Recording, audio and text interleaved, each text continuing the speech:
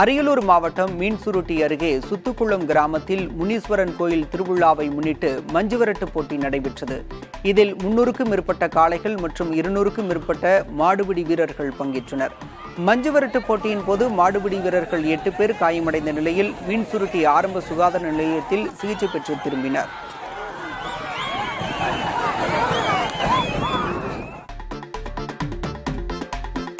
விருதுநகர் மாவட்டம் சிவகாசியில் முன்விரோதத்தால் பட்டாசு தொழிலாளியை கொலை செய்ததாக 4 பேர் கைது செய்யப்பட்டனர். கருப்பசாமி என்பவரை கம்பி மற்றும் அரிவாளால் தாக்கி கொலை செய்ததாக மாரிமுத்து மற்றும் அவரது நண்பர்கள் 3 மீது வழக்கு பதிவு செய்யப்பட்டுள்ளது. மனைவியுடன் திருமணத்திற்கு மீறிய உறவில் இருந்த மாரிமுத்து என்பவரை கருப்பசாமி கண்டித்ததால் இருவருக்கும் முன்விரோதம் ஏற்பட்டதாக தெரிகிறது.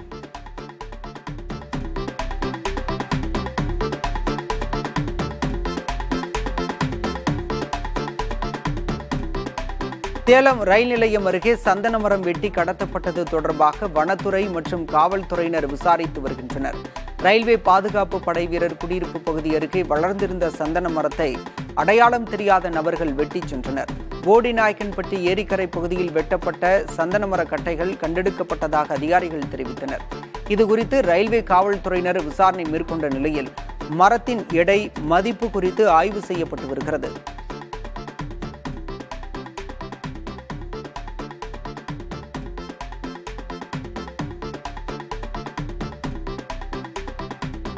யானை தந்தம் கடத்திய வழக்கில் விசாரணைக்கு அழைத்துச் சென்ற கணவர் வீடு திரும்பவில்லை என கூறி தருமபுரி மாவட்ட காவல் கண்காணிப்பாளர் அலுவலகத்தில் மனைவி புகார் அளித்துள்ளார்.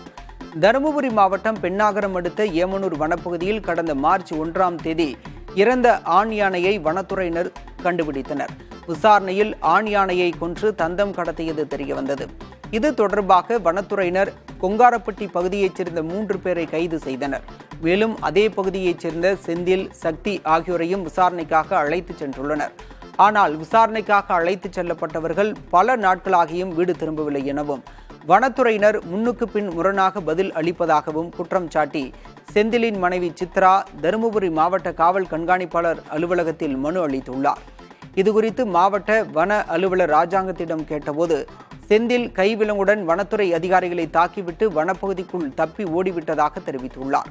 மேலும் தப்பி ஓடிய செந்தில் மற்றும் வழக்கில் தொடர்புடைய இடைத்தரகர்களை தனிப்படை அமைத்து தேடி வருவதாகவும் வன அலுவலர் தகவல் தெரிவித்துள்ளார்.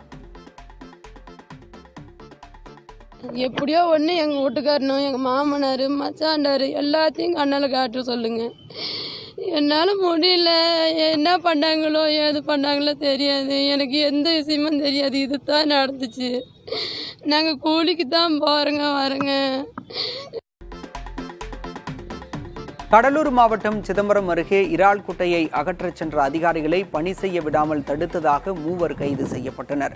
சின்னாண்டிக்குப்பம் கிராமத்தில் அனுமதியின்றி அமைக்கப்பட்ட இறால் குட்டையை அகற்ற மீன்வளத்துறை அதிகாரிகள் சென்றுள்ளனர். அவர்களின் வாகனத்தை ஜேசிபி இயந்திரத்தை கொண்டு வழிமறித்த சிலர் வாக்குவாதம் செய்ததாக தெரிகிறது. தகவல் அறிந்து சென்ற காவல்துறையினர் பண்ணை உரிமையாளர் உட்பட 3 பேரை கைது செய்து அழைத்துச் சென்றனர்.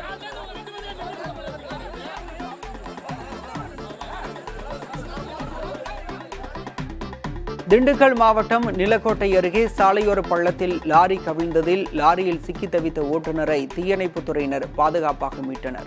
நிலக்கோட்டை அருகே தனியார் கல்குவாரியிலிருந்து கற்களை ஏற்றிக்கொண்டு செம்பட்டி நோக்கி டிப்பர் லாரி ஒன்று சென்றது. பெருமாள் கோவில் என்ற இடத்தில் எதிரே வந்த லாரிக்கு வழிவிட ஒதுங்கிய போது டிப்பர் லாரி நிலை தடுமாறி சாலையோர பள்ளத்தில் கவிழ்ந்தது. அப்போது லாரிக்குள் கால்கள் சிக்கிக் கொண்டதால் ஓட்டுநர் செல்வம் வெளியே வர முடியாமல் தவித்துள்ளார். தகவல் அறிந்த ஆத்தூர் தீயணைப்புத்துறையினர் விரைந்து சென்று லாரிக்குள் சிக்கி தவித்த ஓட்டுநரை சுமார் 1 மணி நேரம் போராடி மீட்டனர். பின்னர் ஓட்டுநர் செல்வம் நிலக்கோட்டை அரசு மருத்துவமனையில் அனுமதிக்கப்பட்டார்.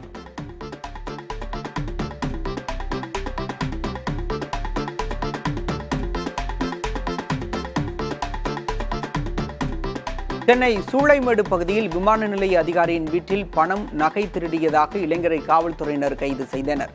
வெங்கட சுப்பிரமணியன் என்பவர் வீட்டில் 35 சவரன் நகை, 20,000 ரூபாய் பணம் கொள்ளை போன வழக்கில் விக்னேஷ் என்ற இளைஞர் கைது செய்யப்பட்டார்.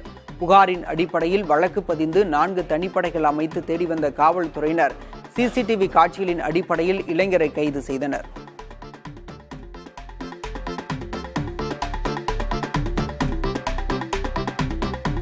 அரசு போக்குவரத்து கழகங்களில் 3274 ஓட்டுநர் நடத்துனர் பணியிடங்களை நிரப்ப அறிவிப்பு வெளியாகியுள்ளது.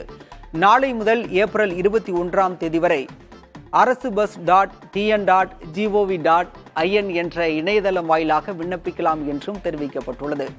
10ஆம் வகுப்பு தேர்ச்சி பெற்றவர்கள் இத்தேர்வுக்கு விண்ணப்பிக்கலாம். எழுத்து தேர்வு, செய்முறை, நேரடி நேர்காணல் மூலம் பணியிடங்கள் நிரப்பப்பட உள்ளன. கும்பகோணம் மண்டலத்தில் 756 காலியிடங்கள், சேலத்தில் 486, சென்னையில் 364, நெல்லையில் 362, கோவையில் 344, மதுரையில் 322, விழுப்புரத்தில் 322, அரசு விரைவு போக்குவரத்து கழகத்தில் 318 பணியிடங்கள் நிரப்பப்படும் என சாலை போக்குவரத்து நிறுவனம் அறிவித்துள்ளது.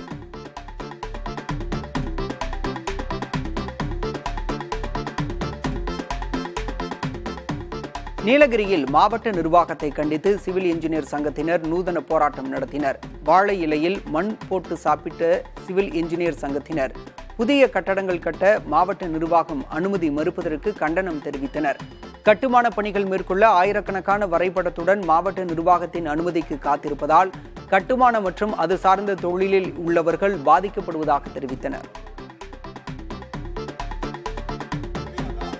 நம்மளோட மாவட்டத்துல அசோசியேஷன்ல இருந்து வந்திருக்காங்கன்னா யாருமே பில்டிங் அசோசியேஷன்ல இந்த பில்டிங் பிளான்ஸ்க்கெல்லாம் ஒரே ஒரு ஜியாலஜி அண்ட் மைன்ஸுடைய என்ஓசி மட்டும் வாங்கிட்டு மாவட்ட கட்டிடக்குழுவில் அனுமதி கொடுத்துட்டு இருந்தாங்க. ஆனா இப்ப கடந்த 2-3 மாதங்களா அதையும் AAAவுக்கும் ஃபாரஸ்டுக்குமாக அந்த பேப்பர்ஸ் எல்லாத்தையுமே நம்ம டைரக்ட் பண்ணி விட்டுட்டு இருக்காங்க. இது மேலும் மேலும் காலதாமதப்படுத்துற ஒரு விஷயமா தான் நாங்க பாக்குறோம். மயிலாடுதுறை மாவட்டம் குத்தாலம் அருகே திமுக மற்றும் அறநிலையத்துறை குறித்து அவதூறு கருத்து பதிவிட்டதாக பாமக பிரமுகர் கைது செய்யப்பட்டார். சோளம்பேட்டையைச் சேர்ந்த பாமக பிரமுகர் ராஜ்குமார் இணையதளத்தில் திமுக மற்றும் அறநிலையத்துறை குறித்து அவதூறு கருத்துக்களை பதிவிட்டுள்ளார். இதுகுறித்த புகாரின் பேரில் ராஜ்குமாரை குத்தாலம் காவல்துறையினர் கைது செய்தனர்.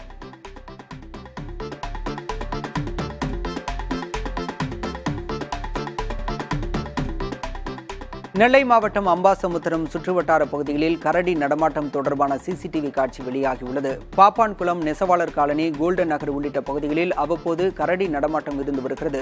அக்னிசாஸ்தா கோயில் பகுதியில் கரடி சுற்றித் திரியும் காட்சிகள் வெளியாகியுள்ள நிலையில் கூண்டு வைத்து பிடிக்க அப்பகுதி மக்கள் வலியுறுத்தியுள்ளனர்.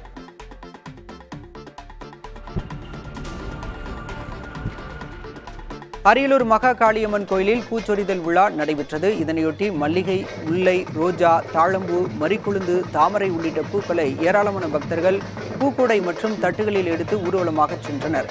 பின்னர் பக்தர்கள் கொண்டு வந்த பூக்கள் அம்மனுக்கு சாத்தப்பட்டது.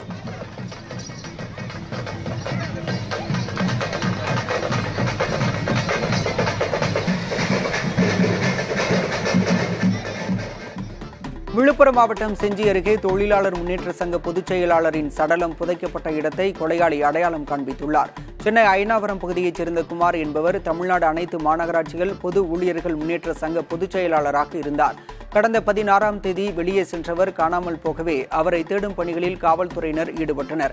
விசாரணையில் தொண்டூர் கிராமத்தைச் சேர்ந்த ரவி என்பவருக்கும் குமாருக்கும் இடையே ரியல் எஸ்டேட் பிரச்சினை இருந்து வந்ததாகவும் இதனால் குமாரை காரில் அழைத்துச் சென்று ரவி கொலை செய்ததாகவும் கூறப்படுகிறது.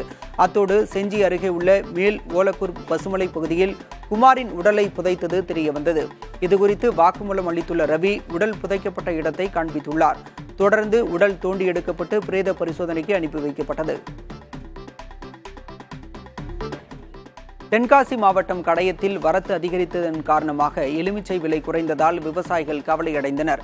கடந்த ஆண்டு இதே மாதத்தில் 1 கிலோ எலுமிச்சை 140 ரூபாய்க்கு விற்பனை செய்யப்பட்டது. ஆனால் தற்போது 1 கிலோ எலுமிச்சை 35 ரூபாயாக குறைந்துள்ளது. இது வரலாறு காணாத விலை வீழ்ச்சி என விவசாயிகள் கவலை தெரிவித்துள்ளனர்.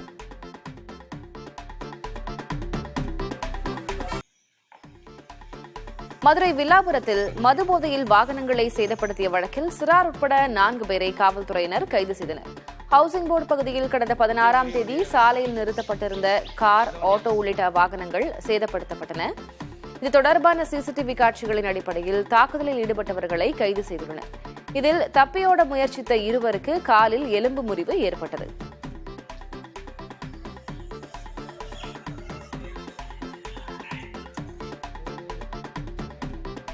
கொடநாடு எஸ்டேட் கொலை கொள்ளை வழக்கு விசாரணையை உதகை ஒருங்கிணைந்த நீதிமன்றம் ஏப்ரல் மாதத்துக்கு ஒத்திவைத்துள்ளது. கொடநாடு வழக்கின் முக்கிய குற்றவாளியாக கூறப்படும் கேரள மாநிலத்தைச் சேர்ந்த ஜிதின் ஜாய் உதகை ஒருங்கிணைந்த நீதிமன்றத்தில் ஆஜரானார். தொடர்ந்து நடைபெற்ற வழக்கு விசாரணையின் போது அரசு தரப்பு வழக்கறிஞர்கள் இன்டர்போல் விசாரணை அறிக்கை இன்னும் கிடைக்கவில்லை என கூறினர். மேலும் விசாரணை தொடர்ந்து நடைபெற்று வருவதால் நீதிபதியிடம் கால அவகாசம் கேட்டனர். இதையடுத்து நீதிபதி முரளிதரன் வரும் ஏப்ரல் 25ஆம் தேதிக்கு வழக்கு விசாரணையை ஒத்திவைத்து உத்தரவிட்டார். இதுகுறித்து செய்தியாளர்களிடம் பேசிய அரசு தரப்பு வழக்கறிஞர் ஷாஜஹான் வழக்கு தொடர்பாக இதுவரை 245 சாட்சிகளிடம் விசாரணை நடத்தப்பட்டுள்ளதாக தெரிவித்தார். மேலும் விசாரணையின் போது கிடைக்கும் புது தகவல்களின் அடிப்படையில் கூடுதலாக சிலரிடம் தொடர்ந்து விசாரணை நடத்தப்பட்டு வருவதாகவும் தெரிவித்தார்.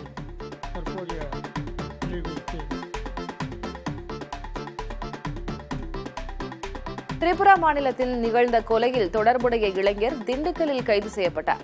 மிசோரம் மாநிலத்தைச் சேர்ந்த ரோசங்லா ரியாங் என்பவர் பிப்ரவரி மாதம் திரிபுரா மாநிலத்தில் ஒருவரை கொலை செய்துவிட்டு தமிழகத்திற்கு தப்பி வந்துவிட்டார். இந்நிலையில் ரியாங் திண்டுக்கல்லில் இருப்பதாக திரிபுரா காவல்துறையினருக்கு தெரியவந்ததை அடுத்து திண்டுக்கல் காவல்துறையினரிடம் உதவி கோரினர். இதன் பேரில் திண்டுக்கல் காவல்துறையினர் விசாரணை மேற்கொண்டு எழில் நகர் பகுதியில் ரியாங்கை கைது செய்தனர். பின்னர் திரிபுரா காவல்துறையினரை வரவழைத்து ரியாங்கை ஒப்படைத்தனர்.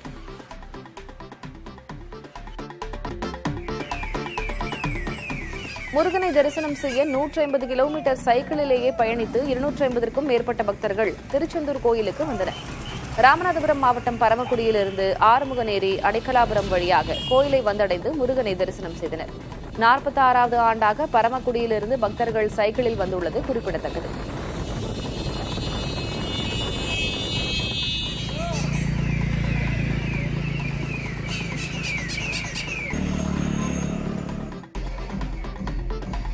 இந்திய அளவில் பெரிய துறைமுகங்களுக்கு இடையேயான கபடி போட்டி தூத்துக்குடி வஉசி விளையாட்டு அரங்கில் தொடங்கியது. 3 நாட்கள் நடைபெறும் போட்டியில் சென்னை துறைமுகம், மும்பை துறைமுகம் உட்பட 8 அணிகள் பங்கேற்றிருக்கின்றன. முதல் போட்டியில் விசாகப்பட்டினம் அணியை வஉ சிதம்பரனார் துறைமுக அணி 37க்கு 13 எனும் புள்ளிகள் கணக்கில் வீழ்த்தியது. இறுதிப் போட்டி நாளை நடைபெறுகிறது.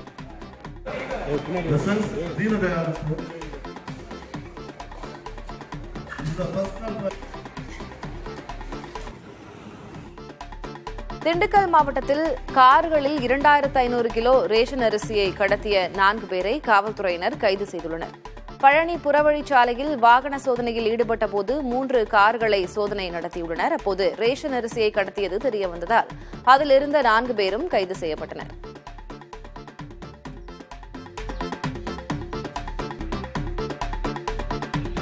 கடலூர் மாவட்டம் புதுச்சத்திரத்தில் சுங்க கட்டணம் செலுத்தும் போது ஏற்பட்ட தகராறில் ஊழியரை தாக்கிய தமிழக வாழ்வுரிமை கட்சி நிர்வாகி உட்பட 6 பேரை காவல்துறையினர் கைது செய்தனர். கொத்தட்டையில் உள்ள சுங்கச்சாவடியில் ஸ்கேன் செய்தபோது இயந்திரம் பழுதானதாக கூறப்படுகிறது. எனவே பணத்தை நேரடியாக செலுத்துமாறு சுங்கச்சாவடி ஊழியர் தெரிவித்துள்ளார். இதனால் காரில் இருந்தவர்கள் ஆத்திரமடைந்து ஊழியர் மீது தாக்குதல் நடத்தியுள்ளனர். மேலும் சிசிடிவி கேமராவையும் அடித்து உடைத்து சேதப்படுத்தியுள்ளனர். இதுகுறித்து ஊழியர் அளித்த புகாரின் பேரில் 6 பேர் கைது செய்யப்பட்டனர்.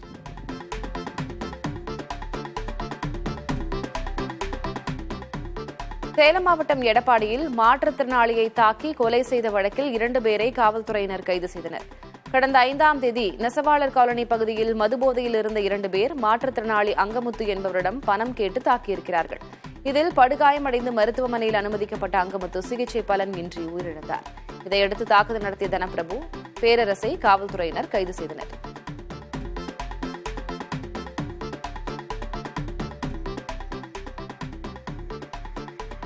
ராமநாதபுரம் மாவட்டம் சத்திரக்குடியில் 3000 ரூபாய் லஞ்சம் பெற்ற கிராம உதவியாளர் பிடிபட்டார்.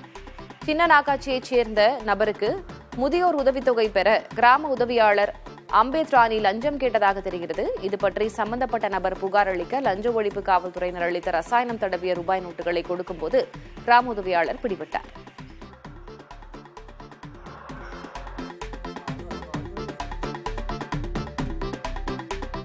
துரித நடவடிக்கையால் கொலை குற்றங்கள் கட்டுக்குள் கொண்டுவரப்பட்டுள்ளதாக திருநெல்வேலி மாவட்ட காவல்துறை தரப்பில் தெரிவிக்கப்பட்டுள்ளது. மாவட்டத்தில் கடந்த 4 ஆண்டுகளில் 301 கொலை சம்பவங்கள் நடந்துள்ளது தகவல் அறியும் உரிமை சட்டத்தின் கீழ் தெரியவந்தது. இது தொடர்பான செய்தி வெளியான நிலையில் மாவட்ட காவல்துறையினர் இதுகுறித்து விளக்கம் அளித்துள்ளனர். துரித நடவடிக்கையால் கொலை குற்றங்கள் குறைந்துள்ளதாகவும் கொடுங்குற்றங்களில் ஈடுபட்ட 1306 நபர்கள் குண்டர் தடுப்புச் சட்டத்தின் கீழ் கைது செய்யப்பட்டுள்ளதாகவும் தெரிவிக்கப்பட்டுள்ளது. ஆகஸ்ட் 2023 முதல் இதுவரை 1890 சரித்திர பதிவேடு குற்றவாளிகள் கைது செய்யப்பட்டுள்ளதாக தெரிவிக்கப்பட்டுள்ளது. 7077 சிசிடிவி கேமராக்கள் பொருத்தப்பட்டு இளஞ்சிறார் தவறான வழியில் செல்லாமல் இருப்பதை தவிர்ப்பதற்காக பள்ளி மற்றும் கல்லூரிகளில் விழிப்புணர்வு நிகழ்ச்சிகள் நடத்தப்படுவதாக காவல்துறை தெரிவித்துள்ளது.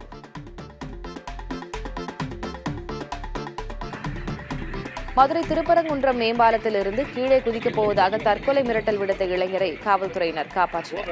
தற்கொலை முயற்சியில் ஈடுபட்ட அந்த இளைஞரோடு ரோந்து பணியில் ஈடுபட்டிருந்த போலீசார் பேச்சுவார்த்தை நடத்தினர். ஒரு கட்டத்தில் ஓடிச் சென்று அந்த நபரை பிடித்து மீட்டனர். சம்பந்தப்பட்ட இளைஞர் அரசு மருத்துவமனையில் சேர்க்கப்பட்டார்.